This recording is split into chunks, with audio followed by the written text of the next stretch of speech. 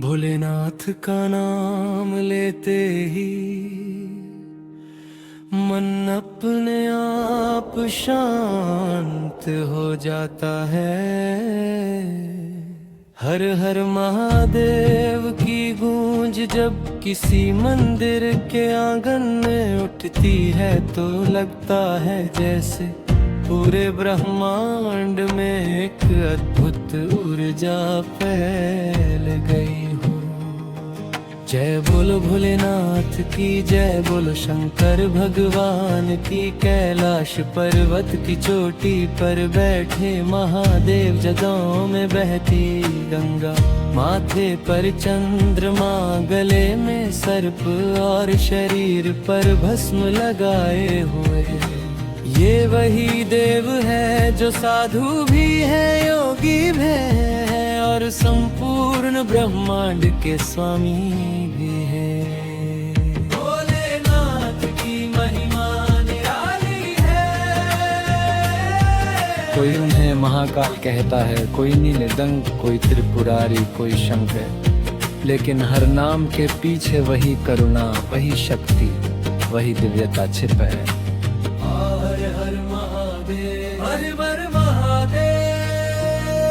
जब भक्त सच्चे मन से पुकारता है, मेरी सुन लो, तो कहते हैं कि कैलाश से भी भगवान शिव उस आवाज को सुन लेते हैं। भोलेनाथ इतने भोले हैं कि भक्त के प्रेम से ही प्रसन्न हो जाते हैं। न सोने की जरूरत, न चांदी की एक लोटो जल, और बेलपत्र भी अगर सच्चे मन से चढ़ाया जाए तो महादेव प्रसन्न हो जाते हैं। कहते हैं एक बार गरीब भक्त जंगल में भटक गया। उसके पास न फल था, न फूल, न पूजा की सामग्री। उसने बस एक पत्थर को शिवलिंग समझकर उस पर पानी चढ़ाया और बोला, भोलेनाथ मेरे पास कुछ नहीं है, बस मेरा विश्वास है। और उसी क्षण उसकी जिंदगी बदल गई। शिव की भक्ति में जो डूब जाता है, वो दुनिया के दुखों से ऊपर उठ जाता है। भोलेनाथ केवल देवता नहीं है, वो एक ऊर्जा है, एक चेतना है जो हर जीव में, हर कण में, हर सांस में बसती है। जब डमरू बजता है तो लगता है जैसे सृष्टि की शुरुआत हो रही हो।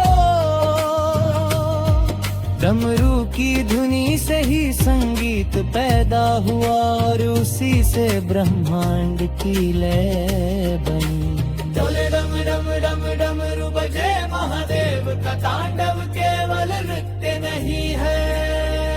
वह सृष्टि, स्थिति और संहार का प्रतीक है। जब शिव तांडव करते हैं तो ब्रह्मांड की हर शक्ति जाग जाती है।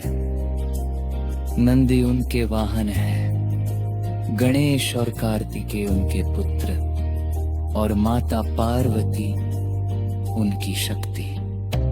ये परिवार हमें सिखाता है कि शक्ति और शिव एक दूसरे के बिना अधूरे हैं।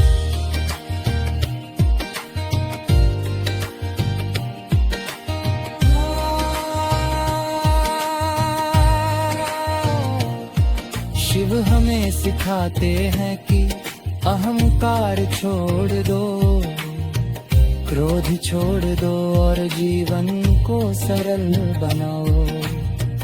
वह खुद भस्म लगाते हैं ताकि हमें याद रहे कि ये शरीर भी एक दिन मिट्टी बन जाएगा, लेकिन आत्मा अमर है। वही आत्मा महादेव का अंश है। जब कोई सच्चे मन से ध्यान करता है तो उसे लगता है जैसे कैलाश पर्वत की शांति उसके भीतर उतर आई हो। भोलेनाथ की भक्ति में एक अलग ही आनंद है, न कोई दिखावा न कोई बंधन, बस एक नाम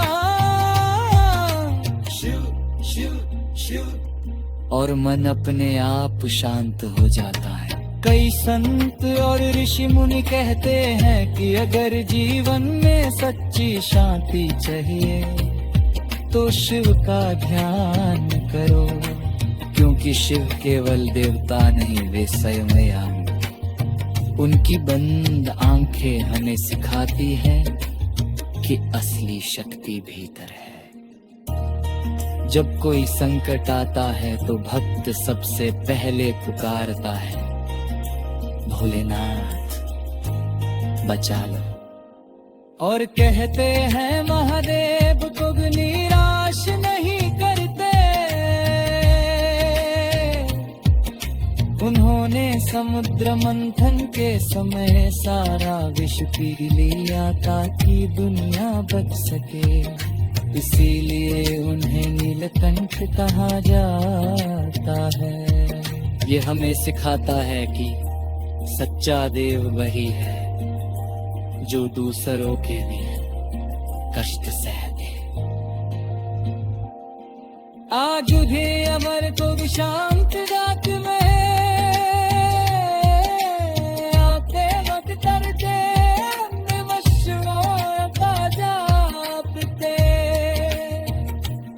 तब उसे एक अनोखी ऊर्जा महसूस होती है, जैसे ब्रह्मांड की सारी शक्ति उसके भीतर दल गई हो, पर कभी मन से आवाज आती है, जय भोलेनाथ।